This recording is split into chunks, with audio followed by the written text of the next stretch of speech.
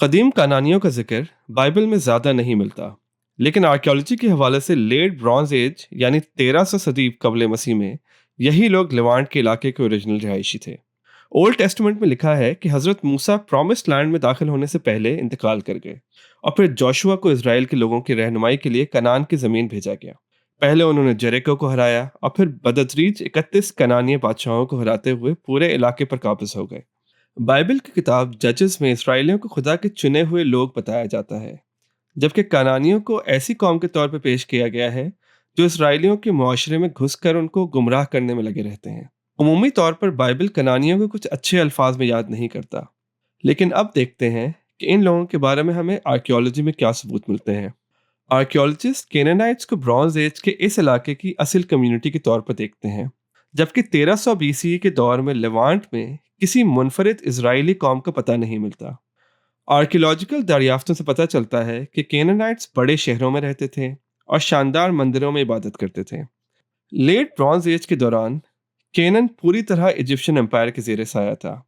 आप देख सकते हैं कि आजकल के वो इलाके जो इसराइल, पैलेस्टाइन और जॉर्डन में आते हैं, कैसे उस वक्त की बड़ी एम्पायर्स जैसे तुर्की में हिटाइट्स, सीरिया में एसीरियंस और इराक में बेबीलोनियन एम्पायर के बीच में अहम संगम पर वाक़ था। ये एक सकाफती और तजारती दोराहे पर था जो कि इजिप्ट को सीरिया से और मेसोपोटामिया को बहराए रोम के मुख्तलिफ इलाकों से मिलाता था।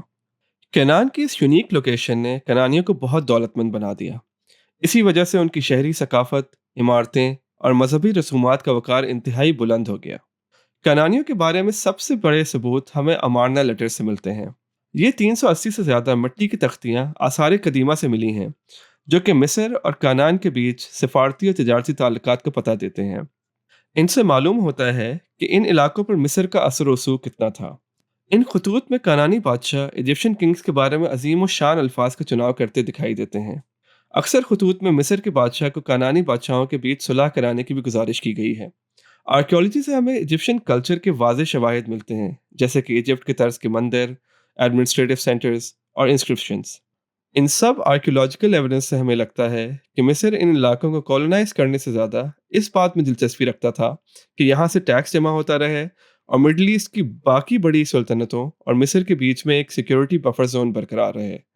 केनेनाइट्स एक शहरी सिविलाइजेशन का हिस्सा थे जो कि तकरीबन 20 सिटी स्टेट्स पर मुश्तमिल थी।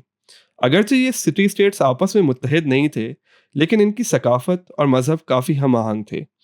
इनमें से जेरूसलम, मेगिडो, गेज़र, हदजोर और एशकलोन नुमाया थे, जिनमें ज़बरदस्त फोर्टिफिकेशंस थीं। एशकलोन का 15 मीटर लंबा दरवाज़ा और मेगिडो का शानदार महल इसकी मिसाल है। केनेनाइट ज़िंदगी में मजहब एक कलीदी किरदार रखता था और उनका अकीदा देवी और देवताओं को पूजने पर मरकूज था, जैसे कि बाल जो तूफानों का खुदा था और एल जो बुतों का सरबराह माना जाता था। हदजोर कैनानाइट शहरों में सबसे बड़ा था। उसका जिक्र जोशुआ की किताब में भी मिलता है, जिसमें उसको कैनानाइट किंगडम का सरबराह बताया जाता है। आर्कियोलॉजिस्ट को यहाँ पर बाल का ब्रॉन्ज का मुजस्मा मिला है, जबकि मेगिडो में एल का शानदार मुजस्मा भी मिला है।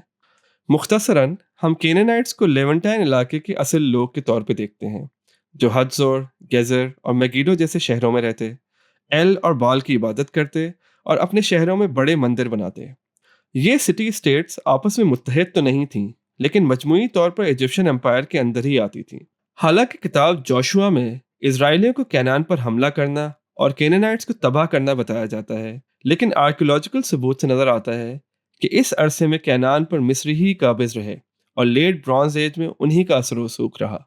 केनानाइट कल्चर अपने अचीवमेंट्स के बावजूद बरकरार ना रह सका। लेट ब्रॉन्ज एज कोलैप्स यानी 1200 से 1100 बीसीई के दौरान इक्तिसादी और माहौलियाती मुश्किलात ने इस इलाके की अक्सर हुकूमतों को कमज़ोर कर दिया। इसी के साथ कैनानाइट शहरी मुआशरा अपने आप को कायम ना रह सका और दूर दराज की तजारत का सिलसिला बंद होना शुरू हो गया। अगले चंद दिहाइयों में केनानाइट कल्चर धीरे धीरे तब्दील होता गया और नए ग्रुप्स जैसे कि फिनीशियंस, इजराइलिट्स और फिलिस्तीन्स उभरते रहे।